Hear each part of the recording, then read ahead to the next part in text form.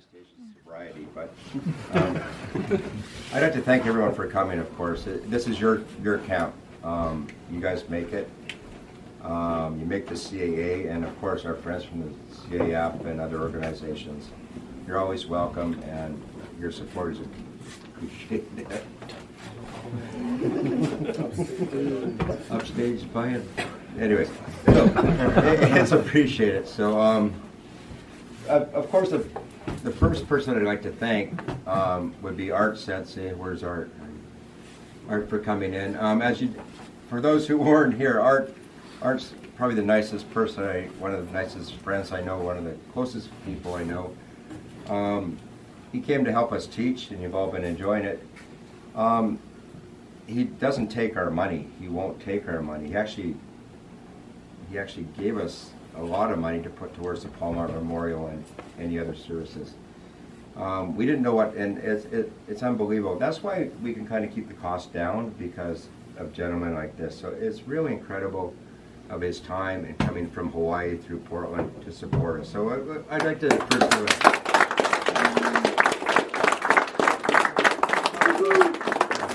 For those of you who weren't here Friday night, we didn't know what to buy him, right?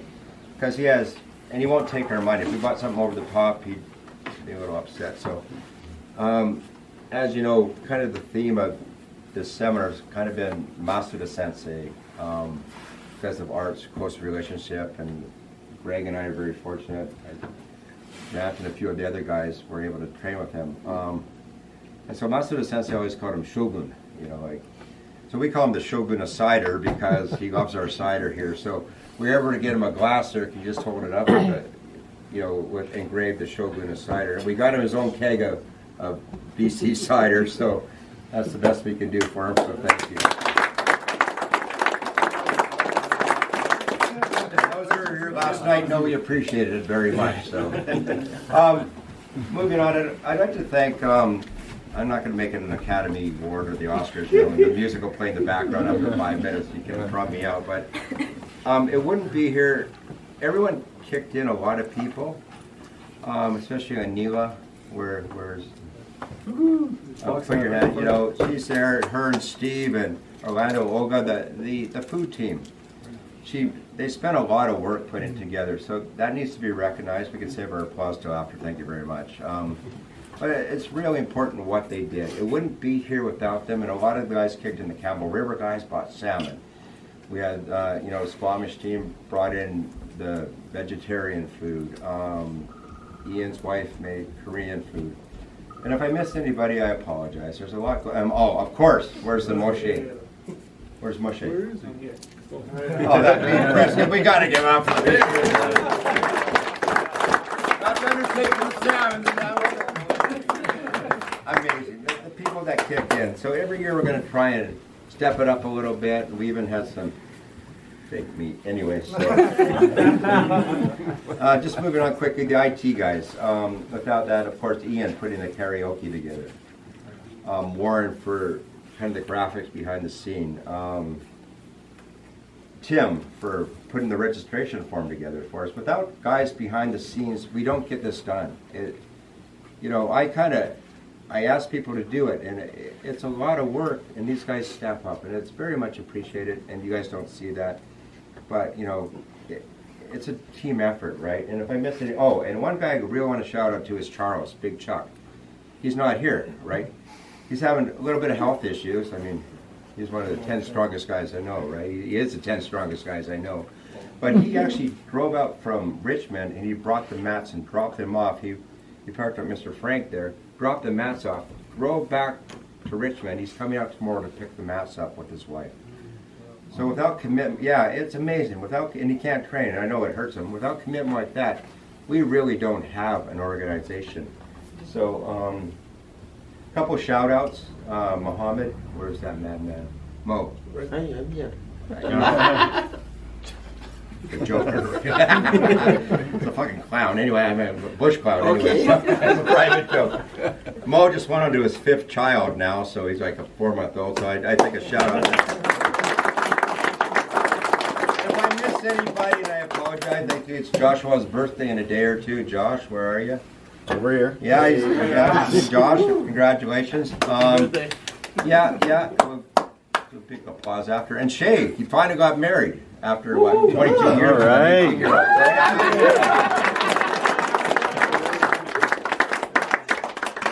Dr. Dave in Winnipeg, he beat cancer. That's a big one. So Yes. he couldn't come because of his shoulder, but he beat cancer. So that's amazing when you hear stories like that. It's kind of a family we have here. And Narain is kind enough to send us an email, Orlando and I, saying she found, if I may share, she found a sense of community. She's been to a couple of dojos. I think it's more than a sense of community what we have. We have a sense of family.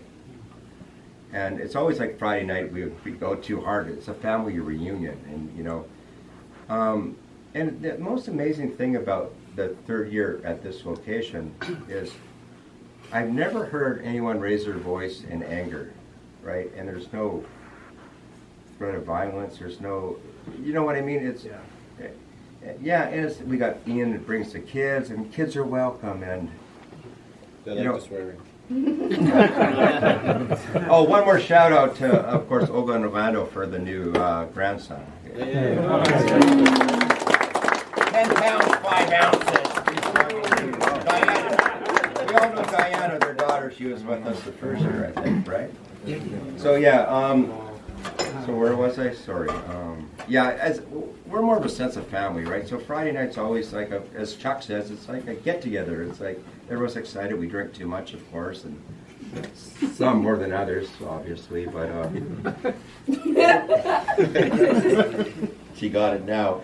Anyways, what we're trying to grow here, the CAA, the Canadian Aikido Association, and to you guys in 2010, we got recognition from the world headquarters. It took us 10 years and a lot of hard work, and there's a little bit of opposition against it, but I'm not here to, and you guys made it happen. We're small, and it's a really amazing thing that we got recognition against all the headwinds we were going into. You guys should be really proud of what you've accomplished as a group. It's not easy. It's really, they turn people down. It's really difficult, and you guys did it. But I like to think we're a different kind of organization, one where words like inclusive and stuff, of course, people throw that around, but, when we first started our organization, Steve was part of it, and myself, Greg, and if I missed anybody, I do apologize. We just wanted to train, and then we're alcoholics with an Aikido problem. That's our motto. But we just wanted to get together and, because we liked each other. Train hard and drink hard. We're not ashamed to say that. And that was kind of our thing. And everybody's welcome, different groups. We always do it on Sunday. The reason we did it on Sunday originally is so people who had trained with different groups can come and join us. We didn't want to, take away from their time. And then, so the different locations evolved. And, it's built up to this. So it's pretty cool. I remember when we first started, 2010, in 2011, and everyone thought we were a bunch of French Foreign Legion, a bunch of misfits, which we were. We took anybody, man, and we were just we're the misfits, or everyone didn't all like us, and that's cool. We all got together, and I remember 2011, that's when the tsunami hit. I was actually in Winnipeg at Tom's place teaching these guys, and I heard about it. And at that time, I still had my dojos active in Japan, and I didn't know where my staff were. And then I got the call that, they're safe. They're in Yokohama. They had to walk home 12 hours. But, they probably had beer in their hand, those guys. But they got home safe, and we did what we could. And that kind of affected us. It shut us down for a bit. But my guys were safe, and we did what we did. And the guys fine. And my wife was upset because, of course, she's, as you know, she's Japanese. And we had friends that were directly impacted by it. So my group of renegades, they just opened their wallets and we raised $1,200 at Funky Winker Beans. Guys are writing checkbooks, 10 guys. It's amazing that just who we had, just a good group of people. It's a family, right? And that's kind of how we look at it. So that being said, I might just skip back and forth a bit. Another shout out, and I'm going to try and tie this together. Where's Mikey? Michael. It's very incredible. His son was in the Olympics this year. Wow. Yeah, he was 14th in the 5. It had nothing to do with him. You're gonna get me going, man. We tried to get some video of him, but the timing didn't work. So he did. But they love to watching him skate. They love to watch him skate. He's 23 years old. He's 24 now. On his way to 25 soon. Sorry, 23 on the way to 24. You just go back in your corner. Thank you very much. So, anyways, we're all really proud of as a family, what his son accomplished. I got up and watched it with him. He was in Winnipeg. I got up at 3 in the morning to watch it with him because I thought it was incredible what he did. And he did so well individually as a young athlete. And I guess long track speed skating, it's a sport where as you get older, you get stronger. And he hasn't even peaked. We hope where's the next winter one? Italy 2026. He's going to be there. So, what we did is I was talking to Mike about it. And we're talking about sponsorship and stuff, and we thought, well, what can we do as the guys to help out his boys? So I didn't want to buy him a pair of skates, just give him money, right? So he's in Calgary. That's where the Olympic team's based. Okay, you're shut off. Anyway, so yeah, he's a carded athlete, right? He represents us Canadians. So we thought, well, I had a connection out of a little bit. Where was, you can speak now. Where was the meat come from? Strath. Anyways, about a half an hour out, and it's great. What kind of beef was it? Angus or triple grade A or something? It was Angus beef. Angus beef, really good stuff out of Alberta, obviously. And so we're like, well, shit, why don't we just buy him like a, what is it? What's the other one? What's the other one? We can get him a front quarter, or of course we got him the hind quarter, you get it? And that's like, it was 220 pounds of grade A beef, and they cut it up for him. We had it delivered to him as a surprise. You know, I phoned a bunch of the guys, and I got $100, I got $100, and we got, boom. And those of you all kicked in, those who I called, and I appreciate it. And Mike was in on it. We had the freezer there. We got him a whole freezer full of beef, and we're gonna do it again for him to support our guy, because that's kind of what we're about, is giving back.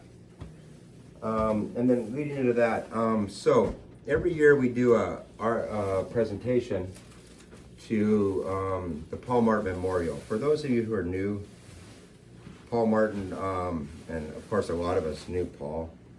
I knew him when I was 16 years old, when I first started, a couple years ago. So. And to me, he just walked out. Anyways, you've all heard me talk about Paul. He is a great influence on me. And to all of us who've ever trained with him, he was our mentor. He was a sensei, but he was our friend. And he loved cider. He loved the cider too. He was a great guy, and he ended up dying quickly from pancreatic cancer. And as you know, it sucked. So one day we're leaving Britannia near Paul's place, and I kind of had like I don't know, you call it an epiphany or some, like, we can do better as people. So I thought, let's do something for Paul. And I talked to a few people, and I talked to his sister, whom I met when he was in palliative care, and his brothers. And art therapy was very important. I mean, he loved to draw anyways and played music. So we didn't have a kids program that we could actually donate money to. So we thought, well, how can we make the biggest impact as Paul had on us onto people's lives? So we did art therapy, because we had Elaine, Tom's partner. She's from Winnipeg, so it all kind of tied together, you see, right?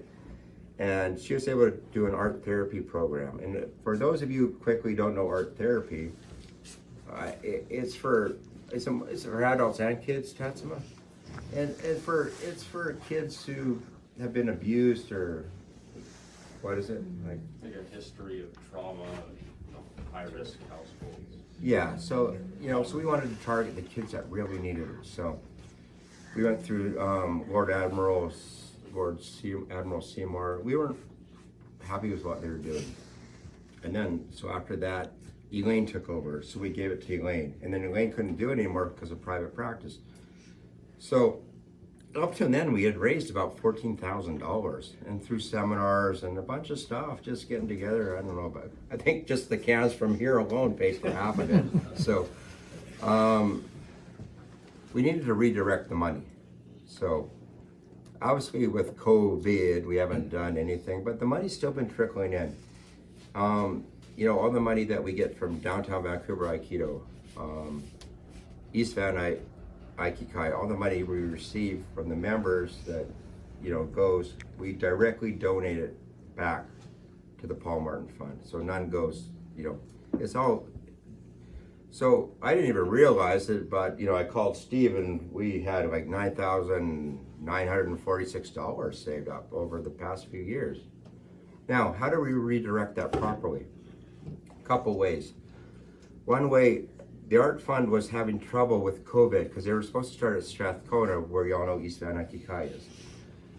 And we needed somebody new to take over from Elaine. So we found this gal through connections out there to take over, but we got stalled with COVID. And then, so I wanted to kickstart it again. So I was kind of busy doing my own stuff, and my son Tassimo, who got to know, you know, he's good at dealing with people and stuff. So I asked him, because family, you know. I asked him to take it over and help us out, and he volunteered. Actually, I can help you, Dad. So he's kind of our conduit to the guys at Strathcona. He can quickly tell you what's going on. It doesn't look like much is going on, but actually behind the scenes, we're just trying to get to going with, and Tassima can fill you in, but we don't want to advertise, hey, we need 30 kids that need help. You got to pick kids in the community that it's very we're like on the down and low, right? You want to give back to kids, and but our liaison there, she left, so we're, anyways, Tassima. Yeah, so we're in the process of trying to make these after-school programs for the kids in Strathcona who are most vulnerable there. We've had some hiccups with COVID, but we're just talking with the community coordinator there, Raymond, and we're hoping to get some classes started next term. So these will be after school, about an hour and a half, and then kids will have, they can paint, they could design skateboards, or do graffiti, or do clay art. As a form of expression. So we're hoping to get these after school weekly programs started sometime next term, so in 2023. Yeah, and they're going to do stuff like graffiti on the walls, controlled graffiti, which is really cool for the kids because it's really, so what we're going to do every year, we do a check presentation. So we're able, and we're going to give the money slowly as a group on behalf of the Paul Martin Memorial, and Diane, his sister, signed off on it. We're very fortunate this year we're able to give them $5,000. So I think on behalf of the Paul Martin Memorial, I'll ask Tassimo to accept this on behalf of the Art Hub. And so photo there, and yeah, you can applause at that one. So.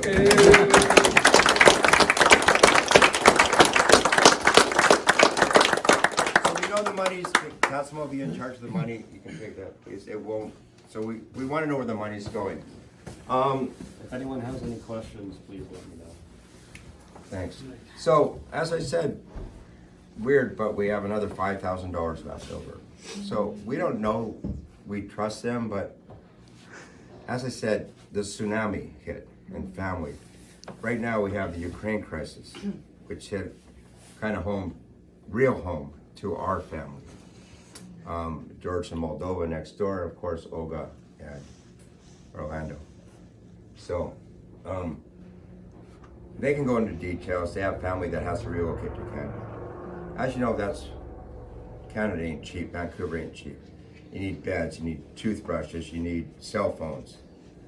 So I called Diane, Paul's sister, and said, hey, can we, she says, absolutely.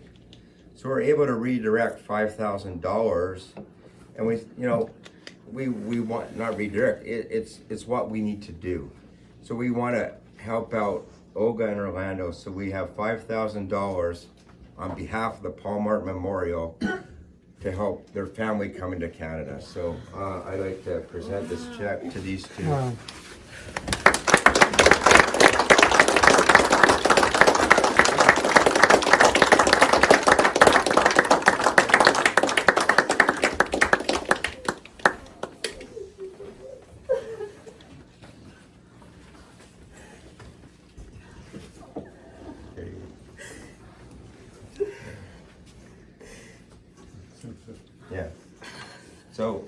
you know, Steve has the extra little check to give you, but,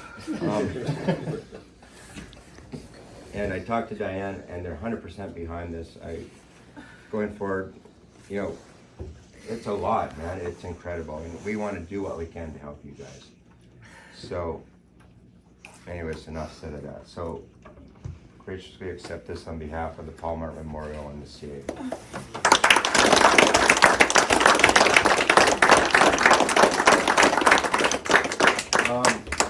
So let's lighten the mood a bit. One last thing. So at this time, we always have the karaoke night, right? And it's for those of you who haven't been here before. It's like a highlight. Besides the rest of the weekend. So Alfie couldn't be here. We thought she was inbound, the 2018 winner. We do have the 2019 winner. Where is Tim? Sorry, Big Alex is there. So we just wanted to change it up a little bit more this year. So we have got an award.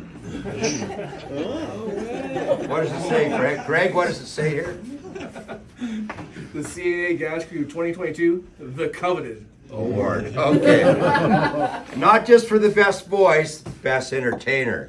So this year we're going to ask Alex. He's going to kick it off with, what is it? Candy Girl? Barbie Girl by Aqua was my winning song. But however, stop here for a second.